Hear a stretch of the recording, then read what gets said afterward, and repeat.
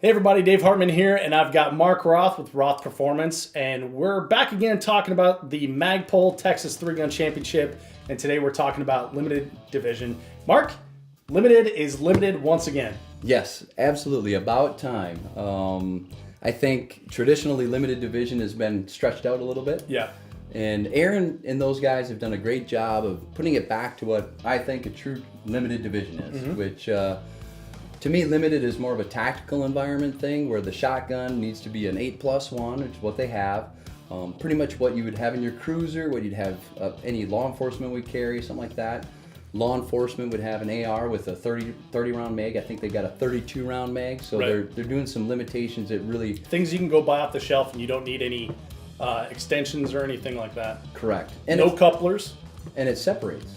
It's a separator from limited to TAC ops. I mean, that field for the longest time. We got to the point where the pistols were the same, the shotguns were the same, the rifles were the same, and the only thing that was different was the optic on them. And now there's actually differences again. Now the pistols you're still looking at like USPSA limited style divisions, or limited style rules, in both divisions. But I think the shotgun differences and the rifle differences are actually going to make this a fun match. Well, one little thing to add to that is a lot of people traditionally would run limited division because they were jumping to doing something different. But I remember James Casanova, he's from your neck of the woods. Yeah. That guy would go out and he would crush, he'd beat everybody in TAC ops running limited division because it was such a closely related division. Now you have that separation, and really ultimately the only place that it might affect you is loading your shotgun a little bit because you're restricted to 8+1. You just have to think about where to load it now. Correct. Yeah. And it's equal for everybody else. But the surprising part is that the field... It's huge. It's huge. And normally it's 5 to 7 people. And there's how many? 17 people in the division. 17 people. So last year's winner was Joe Easter. Joe's coming back again to defend his title, which is pretty exciting. But we have a completely different match than was shot last year. So Joe's from Florida. He's used to the pretty close in stuff, super fast base style. And last year, several of the stages were in the bays, right? One long range stage. This year, long range is scattered throughout. So that may shake things up a bit. And it's a terrain match. That's a terrain match. We had the privilege of going and check out some of the stages, and there's not a single bay. No. You're going to be running through cow patties and pastures and fields and up around hills. So Joe, you might have a little bit of a challenge this year on it, plus 17 people.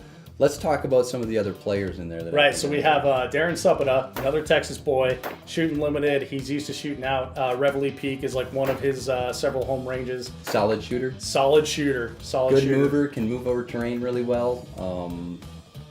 All around, except for grass on that end of it. So. New to limited division this year, the young gun, Riley Croft. Okay, Riley. This is going to be good. Now, Riley is one of those kids, he's the young guns taking off, kind of like the Yackleys and all those people, the new generation of sorts, right? Now, Riley has a great chance of doing very well here, but I think just like any young person, the maturity level, he might be, as long as he doesn't get ahead of his wheels, I think he can do really, really well. As long as he keeps his head on his shoulders. Correct. So his first match that he was shooting limited division, Fort Benning multi-gun, limited division win. Correct. So let's see if he can put two together. But now, I'm not going to say it as a bad thing, but I'm going to say that Fort Benning is really a bay style thing. It's true. So it's very true. Anytime you get out there and you have to stretch your legs and run, you have to do a little bit more focus on breathing control, things like that, especially with a dot at distance. I mean, the dot at distance, if you don't know your holdovers and how it is affected with the Texas wind, you can get into trouble pretty quick. Right, but it's not just these three. Again, there's 17 people in this division, so we got to look out for newcomer, up-and-comer, I guess. Only been shooting for a few years, Chad Torres, and then... I love this guy. He reminds me of...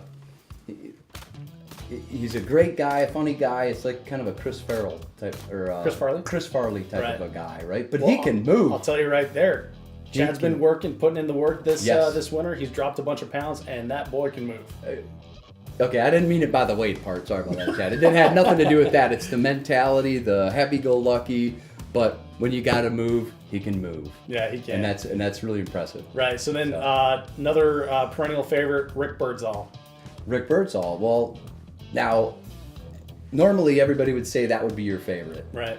And in most cases, I would say the same thing. But I know that for the past probably 8 years or so, Rick had gotten into the limited division, and it's always been 5 to 7 people. So we've got 17 people in this division now. So let's see how that stacks. And there's some heat there.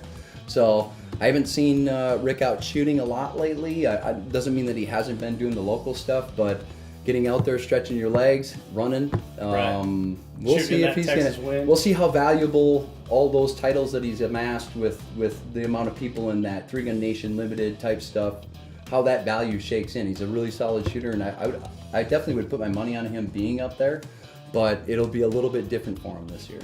Yeah, it's going to be an interesting match for sure. Limited division shaking out to be like a really stacked field, and definitely one to watch at the Magpul Texas Three Gun Championship. Did we miss someone? Is there someone in that field that we should be on the lookout for? Let us know in the comments below. If you think we're completely off, tell us why.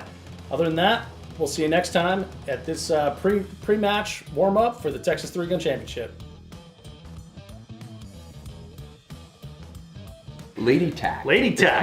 She has a lot of accomplishments, and she's worked really hard. I think this is the gal that she'll be like the Lena Michalik of the future. So I wonder if that'll hurt her a little bit. Who knows? She would be the James Casanova of the ladies field. And people want to go where the heat is in the competition, and I think we've got that right here in the ladies that we're looking at. And look.